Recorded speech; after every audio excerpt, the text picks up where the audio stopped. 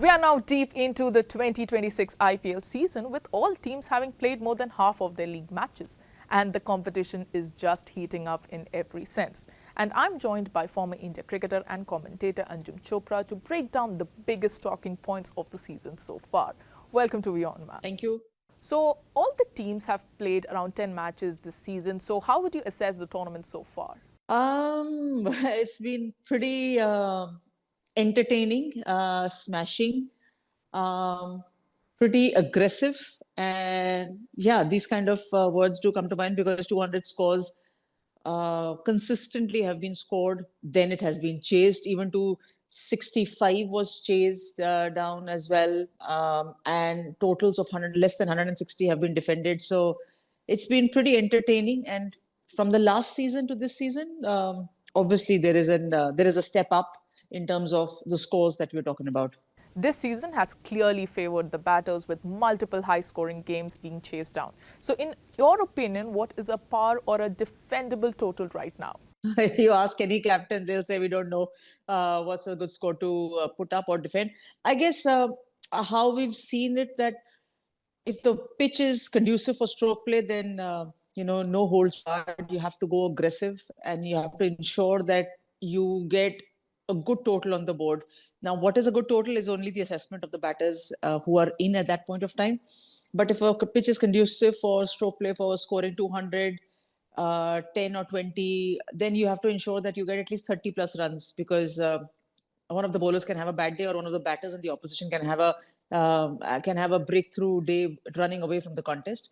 In that respect, it's probably the way that you actually want to go about things. But there is no par score at all, and that's the beauty of the IPL as well.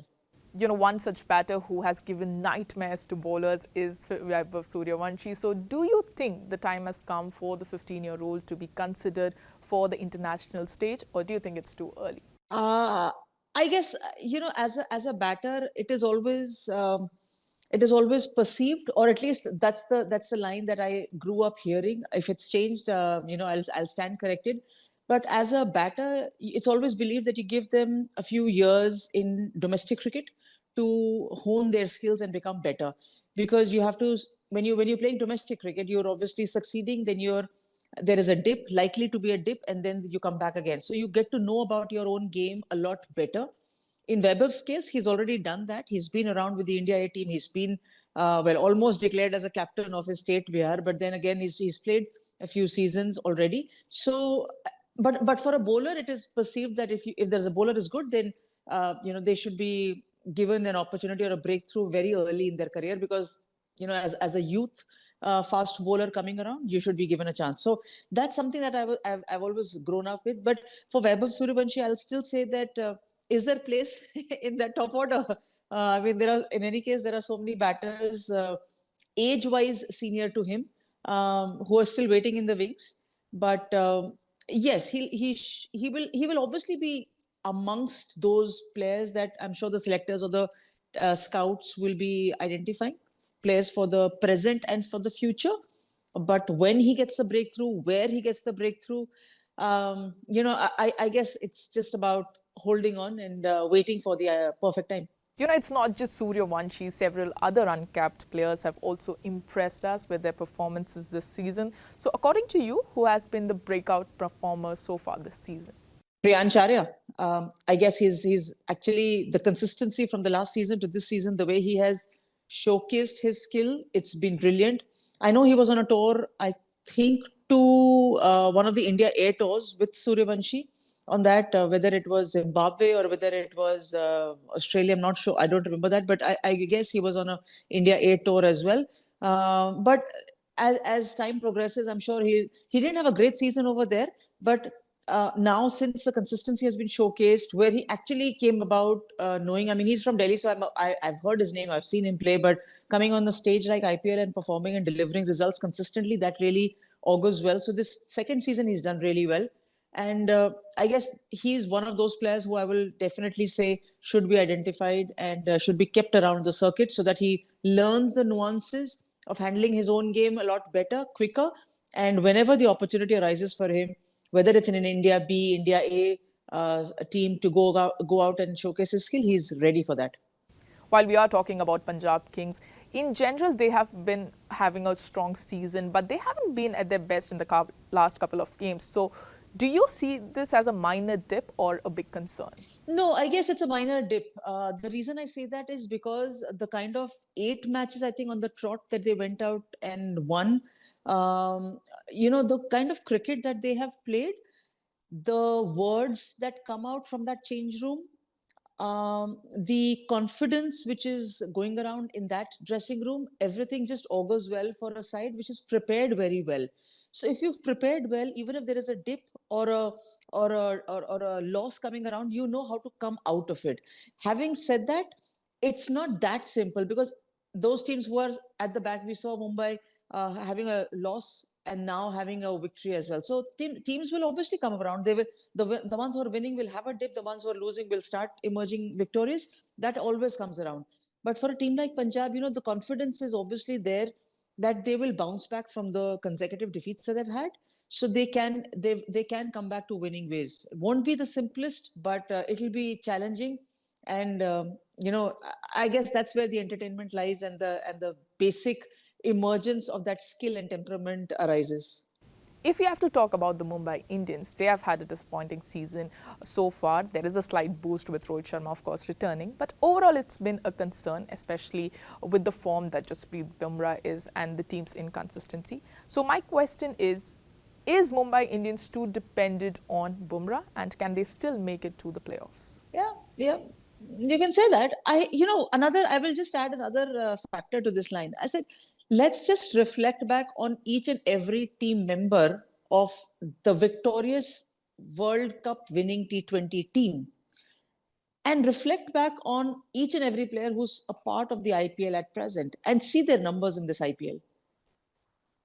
I don't think everyone has had a breakthrough season. And I say that for everyone. Not that they're not performing well. I mean, for Arshdeep, he's good. He's been in patches. He's got a player of the match performance. He's gone for runs. He's come back. He's done well. But it's been not that consistent. It's been slightly patchy. For Surya, we've seen that. Jasprit, we're already talking about. And anyone and everyone. I mean, see that in that Indian people who were a part of the victorious Indian team. So, and I don't put it down. With the exception of Yes, Sanju Samson, maybe? Sanju started slow, then he's picked up. But, and for him, it's a new franchise as well. Ishan Kishan, one day very good, then a blip, then a very good, then a good. So, but there are players like Abhishek in that lineup and Travis Head. So, why I'm just saying it, and Abhishek didn't have a great World Cup. Why I'm saying that is, rather than saying that, or speaking about it, because we expect such champion performance from our champion players, that every time they have the ball in hand or bat in hand, they will succeed.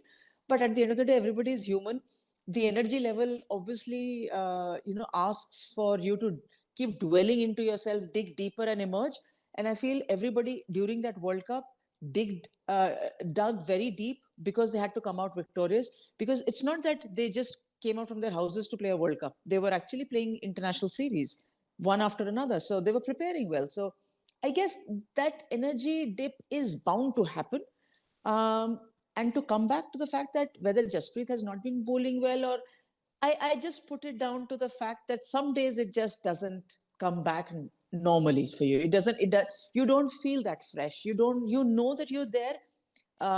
Physically you're there, but sometimes mentally you're not 100% there. And that can happen to everyone. And look, we're just about 35 days from that World Cup win. And we're talking about there is a dip in performance. So I guess everybody requires a little bit of extra time to, break away and then come back fresh, which I don't think the players have got this time from the World Cup to the IPL. Multiple time champions like Chennai Super Kings and Kolkata Knight Riders, they have also struggled this season. So what do you think is going wrong for these teams? Kolkata, I've heard a couple of losses that they had at their end. I won't say that they were unlucky, but they didn't have the luck going in their way, or maybe the small moments going in their way. Whether it was against the LSG team where Mukul Chaudhary scored against them, or whether when they were playing Sunrisers Hyderabad at home right at the start of the season. I think it was the second game or so of the tournament. So back-to-back losses happened for them. Injuries coming around didn't really work. And Varun Chakravarti, again a member of the T20 World Cup winning side, didn't start off really well. So few things didn't go as planned. Their international recruits, the New Zealand recruits, didn't start off the tournament that well. So few things didn't go their way. So possibly that was one of the reasons. And when you start losing, to come out of that losing streak, it does take a lot of digging deep to come out of that losing streak. That's possibly one of the reasons why Kolkata didn't do well. Otherwise, I don't think it's such a challenging side or a bad side. It's just that those moments didn't go their way consistently. And for Chennai Super Kings too, because again, they've been plagued with injuries. Talking about Chennai, there is a lot of speculation that's going around MS Dhoni. So what do you think? We will see him play this IPL? That only that. Look, I'm an MS Dhoni fan. For me, every time he walks onto that park, whether he was wearing the India blues or white, or he's wearing CSK yellow, I mean, at the end of the day, I would obviously, love to see him play, perform on the park with his trademark shots, or even just his sheer presence on the park. So for me, as a fan, I'm not. I'm obviously very keen on seeing him on the park, but at the same time, when he comes around. What is that moment that he comes in onto the park as a front runner? I mean, playing in the straightaway. I would rather see him as an impact sub in the present scenario. But yeah, when he comes around, I think he's the only one who can answer that question best. Big money, of course, brings in big expectations. So do you think players like Rishabh Pant and Cameron Green are not performing that well? So how intense does that pressure get, and can that price tag actually become a burden? It can. It can. But this is not the first season for Rishabh, it's the second season. So, first season not doing well, and second season again coming around, the team and his own individual performance not going really in favor of the team does make a difference. The price tag makes a big difference, yes. And even if you have not got that kind of a price tag as a leader of the pack, it does weigh you down. So you start looking for answers. You start doing a lot of other things, which possibly when the success is coming your way, you wouldn't even look in that direction. So yes, it's a challenging situation. They don't have a still or a consistent batting order yet. Their players have not been in the best of form. Even after scoring 200 plus runs, they're losing. So it's sometimes one of those occasions or one of those phases in a tournament where you don't get to know what to change, how to change, and that confidence that when we do this change, whether it will work or not work, there's always a 50-50 question mark in front of you. And finally, who's your pick to win the IPL this season? Look, again, the way probably Rajasthan started, the way Punjab started, you will always say that they're the front runners.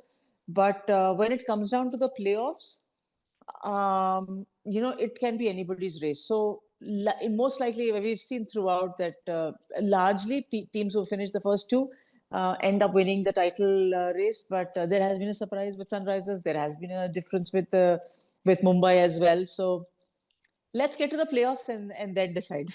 Little bit diplomatic there. Yeah, the reason why I'm being diplomatic is because you don't know. Right now, 14 points is good, but there are three or four teams on points on 12 right now. With Mumbai winning, they can finish up on 14 if they win right through all.